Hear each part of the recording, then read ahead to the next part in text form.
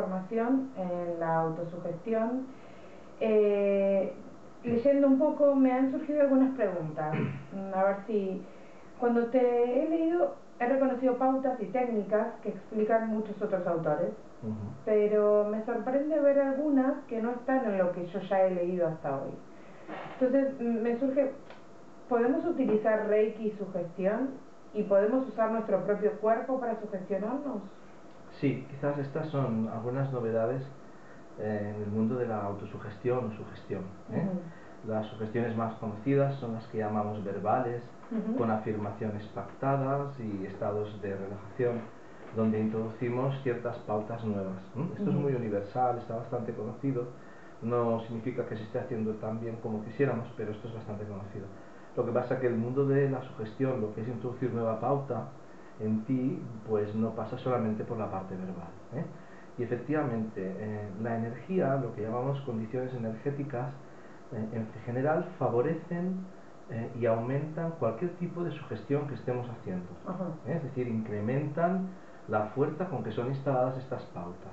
Y además hay técnicas concretas de tipo energético, como tejo, que son técnicas que utilizando las manos en ciertas posiciones combinadas con Reiki o con otro fundamento energético, introducen nuevas pautas en nosotros. Y la otra parte que me preguntas, el condicionar el propio organismo, que es algo clásico, se ha perdido mucho y aquí en este curso lo recuperamos.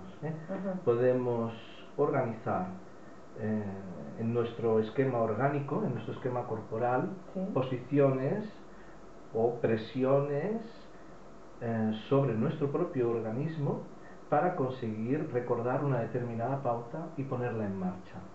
Esto nos da la facilidad de que, pues si no tengo un espacio donde recordar mi sugestión, puedo reactivarla con un simple gesto, con una presión, con una determinada posición en mi cuerpo. Bueno, empecé un poco por el final en realidad, porque me ha llamado la atención todo este tema, pero quizás podríamos empezar para orientarnos más por conceptos más elementales que he visto en tu manual. ¿Podrías explicarnos qué es el subconsciente? Sí, bueno, esto es una tradición que ya tiene más de 100 años, ¿no? Que empezó con Freud y luego ha ido evolucionando mucho. En nuestras instancias de personalidad, a la hora de percibirnos, hay una parte que nos es fácilmente asequible, recuerdos, ideas, sensaciones que tenemos muy a mano. Son las del día a día, las corrientes, los recuerdos corrientes y aquello que necesitamos para funcionar cotidianamente. Sin embargo, pues ya a finales del siglo XIX y a principios del XX se averiguó que hay parte de nuestro recuerdo, de nuestro instinto, de nuestro deseo, incluso partes emocionales de nosotros mismos que no son fácilmente asequibles. Estas partes no entran dentro de lo que es tolerable para la persona, de manera que son apartadas de nuestro pensamiento ordinario y solamente se manifiestan a través de ciertos momentos del día en los que ocurren determinadas cosas que me las recuerdan sin yo apercibirme, sin yo darme cuenta. También ocurren cuando tengo determinados pensamientos que se relacionan con ellos y en ese momento aparecen influyendo de una manera que no comprendemos, a veces alterando nuestra conducta o causando una molestia o una alegría especial y no sabes por qué, y es porque pertenece a una asociación de algo que acaba de ocurrir externamente con algo que yo tengo inhibido, algo que está como solapado y del cual me defiendo con una línea de censura. El inconsciente se encarga de eso y también pues es un poco de la filmación de mi vida, es un depósito de grandes recuerdos y de los pequeños también, es decir, es un depósito de todo aquello que ha ocurrido a lo largo de mi vida. Perfecto. ¿Y cómo influye el subconsciente en nuestra forma de pensar y de actuar diario? Un poquito como decíamos ahora, pero concretamos más. Los modelos clásicos nos cuentan de que de pequeñitos sobre todo, de mayores también, pero de pequeños sobre todo, nos van contando lo que está bien, lo que está mal y también nos van contando aquello que nos hace buenos. Hay determinadas cosas que llamamos normas, como pues no puedes ensuciar, no puedes levantar la voz. Son normas que pertenecen a la instancia del super-yo, es una instancia dentro del inconsciente, que nos explican cómo debemos hacer para no ser malos. Eso significa la conciencia del yo, es la parte de mí que me está contando lo que no debe ocurrir. Ajá. Y luego existe el ideal del yo, que son aquellas creencias, ideas y pautas que me han ido educando, y aquellas que yo heredo de la especie también, ¿eh? Es más complicado que solo la educación, ¿eh? Hay una parte como genética que me cuenta también aquello que debo hacer para ser bueno, no para no ser malo, sino para ser alguien que aporta y que está bien con los demás. Ajá, ajá. ¿Y qué es la relajación y qué utilidad tiene si pensamos en sugestión? Sí, pues en otra ocasión habíamos hablado de la relajación, sí, desde la perspectiva de poder llegar a la meditación. Exacto. Queríamos enlentecer los pensamientos y obtener los beneficios secundarios que plantea la relajación. En este caso el objetivo es un poco distinto. Cuando relajamos y distendimos muscularmente el cuerpo y también nuestra respiración, lo que conseguimos es entrar en un estado de duermevela. En ese estado, la línea que impide el acceso a determinadas pautas, a determinadas ideas que tengo impresas en mi no consciente, en mi inconsciente, se diluye, pierde fuerza. Y es el gran momento en el que, bueno, aparte de poder conocer lo que tengo dentro, o parte de ello, puedo introducir nuevas pautas. De manera que si el inconsciente me está sirviendo para, en ocasiones, hacérmelo pasar mal o hacérmelo pasar demasiado bien, por circunstancias que ignoro y que están impresas en el inconsciente, yo podría también introducir nuevas pautas ahí dentro, nuevas ideas, creencias, objetivos, metas, que luego en la conducta del día a día estén influyendo positivamente en mí para cumplir aquello que yo quiero. Me voy a lucrar de mi mecanismo no consciente. Claro, sería como una reprogramación. Más o menos, sin llegar a esas magnitudes, pero sí puedo empezar a influir desde ahí. Bueno, y entonces, ¿qué nos puedes decir qué es la sugestión y la autosugestión? Sí, la sugestión son se trataría del conjunto de procedimientos que podemos utilizar en otra persona para conseguir introducir de mutuo acuerdo aquellas pautas, ideas o creencias que creemos que tienen que estar en nuestro no consciente para ayudarnos en el día a día.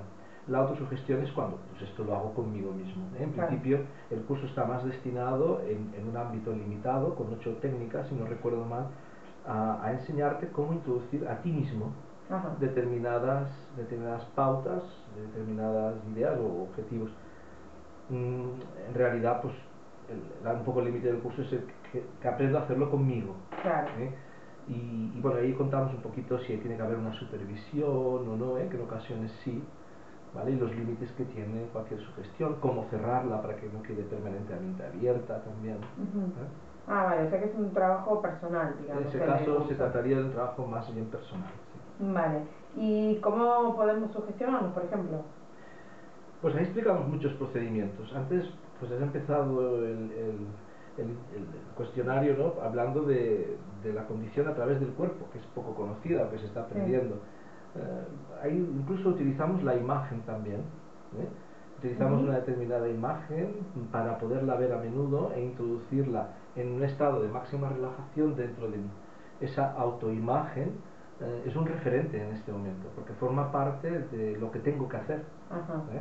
También utilizamos la propia motivación. En el inconsciente hay algo que llamamos líbido, que moviliza mucho en la persona.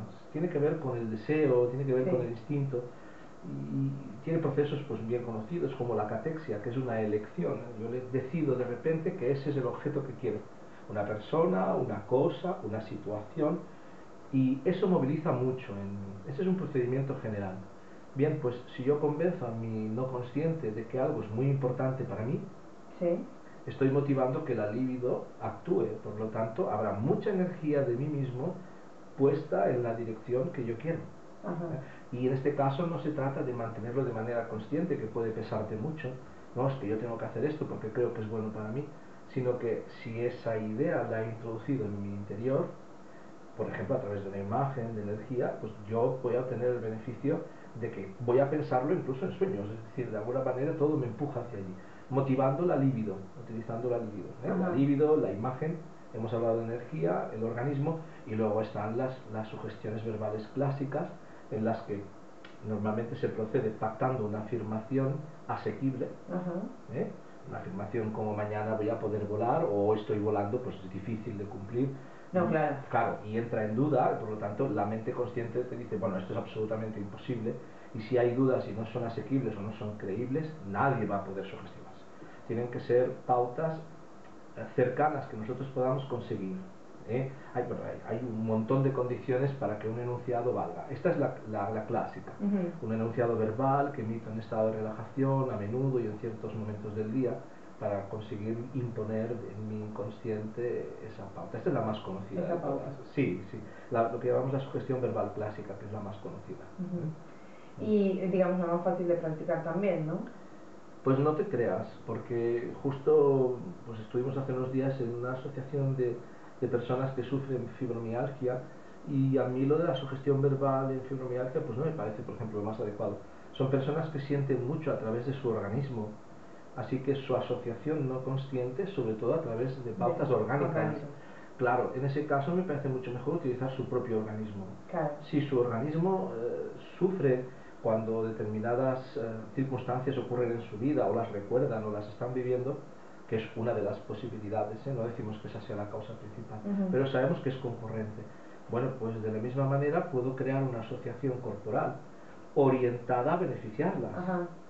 Con lo cual, si siento a través del cuerpo, me interesa mucho sugestionar a través de un gesto, un mudra, una posición, una digitopresión que yo organizo. En el caso de ellas, pues optamos por los puntos de gracia en la mano, que es una antigua digitopresión que tiene efectos incluso de tipo muscular para disminuir el dolor, etcétera, que sabemos que tiene un efecto de por sí, pero además lo vamos a sugestionar. No vamos a solamente hacer la presión, sino que la vamos a hacer repetidas veces en unas condiciones determinadas. Y con respecto a la sugestión verbal, ¿te tienes que creer realmente lo que dices para obtener resultados o tienes que creer que es posible? Vale. Y ahí hay todo un conjunto de discusiones sobre el tiempo verbal. Yo recuerdo en una ocasión pues un maravilloso maestro que habíamos formado en casa, que me dijo, bueno, porque sugestión estudiamos un poco también en maestría. En maestría damos un poco de todo, porque yo quiero que la persona que se llame maestro entienda no solo de Reiki, sino que realmente tiene una amalgama importante o suficientemente diversa. Y cuando tratamos sugestión, que lo hicimos un poco de soslayo en un solo día, que luego ahora les obligo a hacer todo el curso entero para que entiendan bien, me decían, no, el tiempo verbal tiene que ser presente y tal. Depende, hay que pactarlo con la persona. El tiempo presente sí, pero ¿y si no se lo cree el consciente? Porque yo duermo divinamente es una frase que podemos sugestionar, pero determinadas mentes van a decir, no, yo ahora no estoy durmiendo. En todo caso, dormiré bien. Y ahí empezamos con las discusiones que no merecen teoría. Yo creo que lo mejor es pactarlas contigo mismo o con la persona con la que estés trabajando, si es un despacho de terapeutas. Lo más importante es pactar que estas afirmaciones sean posibles y creíbles. No que tú te lo creas, sino que sea factible, que sea creíble. Te lo creas, pero a menos que sea asequible, que sea creíble. Si no lo es, entrarás en una discusión interna que va a dar al traste con la sugestión. Vale, quedó muy claro el tema de la sugestión. Muchísimas gracias, Ricardo. Hasta la próxima. De nada.